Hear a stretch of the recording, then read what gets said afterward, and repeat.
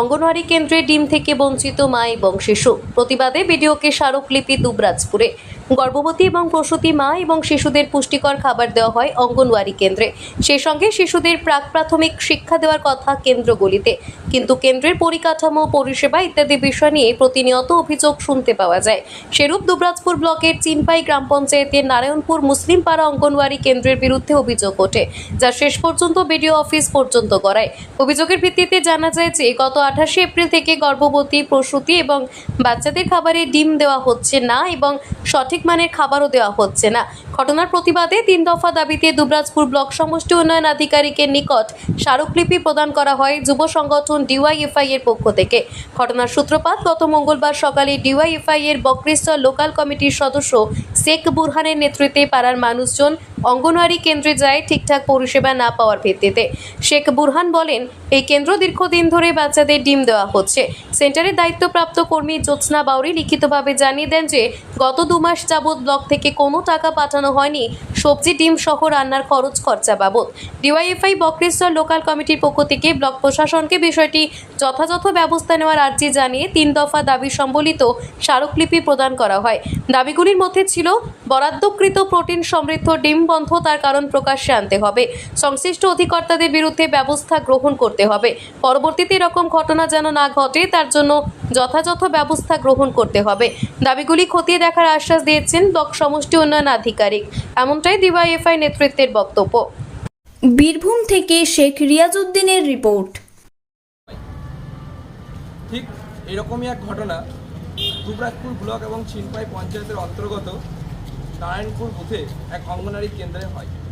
সেখানে 28 এপ্রিল থেকে আজ পর্যন্ত প্রসূতি মা এবং বাচ্চাদের ডিম বন্ধ থাকে এবং আমরা সেখানে যাই, আমাদের নেতৃত্বরা সেখানে যায় এবং গিয়ে জানতে পারে তাদের অভিযোগ সেখানে কোনো রকম কোনো টাকা পয়সা পাঠানো হয়নি এবং আমরা সেই অভিযোগের ভিত্তিতে ডিওয়াইএফআই বক্রেশ্বর লোকাল কমিটির পক্ষ থেকে আজ ব্লকে আমাদের ডেপুটেশন দিলাম।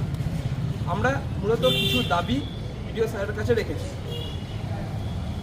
কেন অঙ্গনওয়াড়ি সেন্টারে ডিম বন্ধ ছিল প্রসূতি মা এবং বাচ্চাদের জন্য, তার যে বিষয় কেন বন্ধ ছিল তা জনসম্মুখে আনতে হবে। এই যে ডিম বন্ধ ছিল এর জন্য যে সমস্ত আধিকারিকরা তার দায়িত্বে ছিলেন তারা যে খোঁজ খবর রাখেনি, তাদের যেই ব্যর্থতা এই সরকারের, এই প্রশাসনের, তার দায়ী সেই সরকার এবং প্রশাসনকে নিতে হবে এবং ভবিষ্যতে এরকম কোনো ঘটনা যেন না ঘটে তার জন্য আমরা বিডিও স্যারের কাছে আবেদন জানাই এবং উনি আমাদেরকে আশ্বস্ত করেন যে এরকম ঘটনা ভবিষ্যতে কোনোদিন ঘটবে না এবং তিনি বিষয়টিকে দেখবেন, এই বলে তিনি আমাদের আশ্বস্ত করেন। আমরা কথা বললাম, শুধু একটা নির্দিষ্টভাবে চিহ্নিত বা নারায়ণপুর অঙ্গনওয়াড়ি কেন্দ্র নয়, এভাবে কিন্তু গোটা ব্লক জুড়েই এই বিষয়টা চলছে। প্রত্যেকের যে একটা রাজ্যে তো নতুন করে বিষয়টা নয়, রাজ্যের একটা বর্তমান নীতি হয়ে দাঁড়িয়েছে।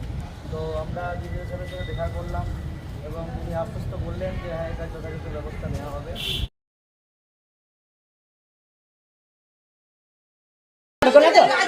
সরকার থেকে যদি টাকা না ঢোকে তাহলে 3 মাস থেকে যারা কেউ পায় না, তুমি বলছেন ঘর থেকে চালাচ্ছে, ঘর থেকে চালাচ্ছে।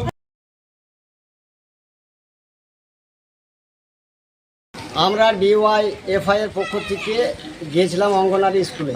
আমাদেরকে অভিযোগ জানানোর পর জানতে পারি যে এই আমাদের চিনপাই নারায়ণপুর গ্রামের অঙ্গনওয়াড়ি কেন্দ্রে আজকে বিগত 3 মাস ধরে ডিম দেওয়া হচ্ছে।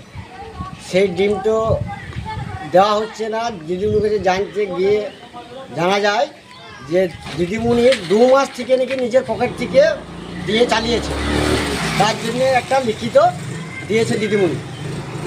তারপরেও তাহলে এইভাবে যদি 3 মাস ধরে যদি ব্লক এরকম বন্ধ রেখে দেয় বাচ্চাদের খাবার, তাহলে কী করে চলবে? যাতে একটু সন্তুষ্টভাবে হয়ে যায় আর এইভাবে যেন বাচ্চাদের খাবার যেন না আটকায়, এইটার দ্রুত ব্যবস্থা প্রশাসনকে করার জন্য আহ্বান করি।